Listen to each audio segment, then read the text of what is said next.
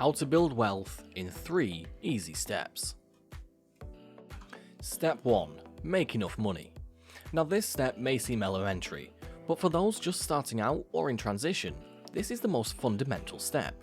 Most of us have seen tables showing that a small amount regularly saved and compounded over time can eventually add up to substantial wealth.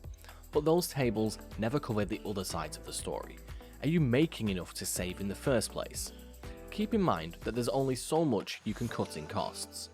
If your costs are already cut down to the bone, you should look into ways to increase your income.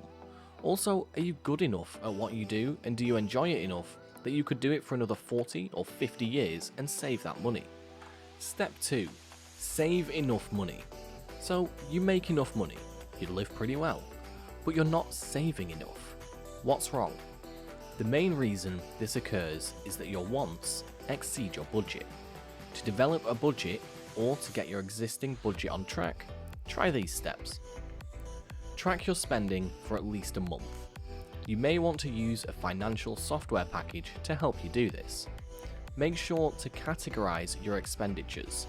Sometimes being aware of how much you spend can help you control your spending habits. Trim the fat. Break down your wants and needs.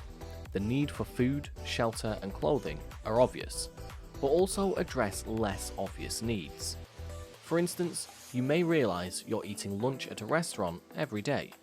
Bringing your own lunch to work 2 or more days a week can help you save money. Adjust according to your changing needs.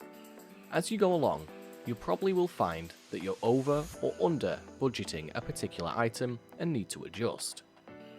Build your cushion. You never really know what's around the corner. Aim to save around 3 to 6 months worth of expenses. This prepares you for financial setbacks such as a job loss or a health problem. If saving this cushion seems daunting, start small. Get matched.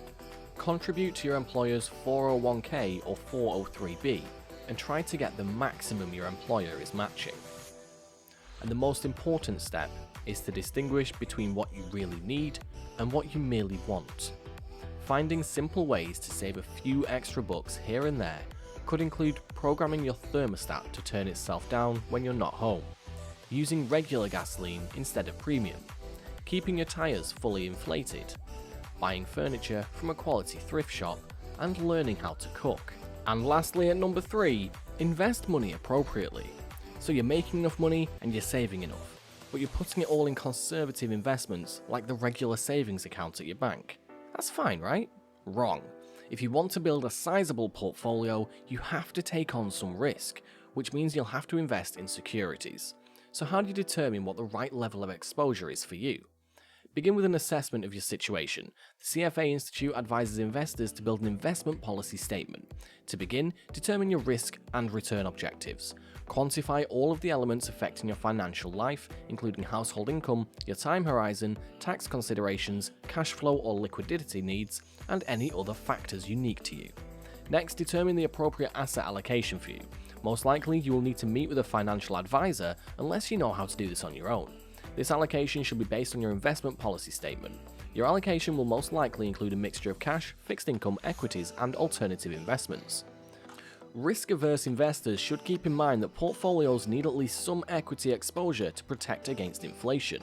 Also, younger investors can afford to allocate more of their portfolios to equities than older investors, because they have time on their side. That's all for today, guys. I hope you liked the video. If you did, make sure to hit that like button and subscribe to the channel so you never miss another amazing video from us. Until next time.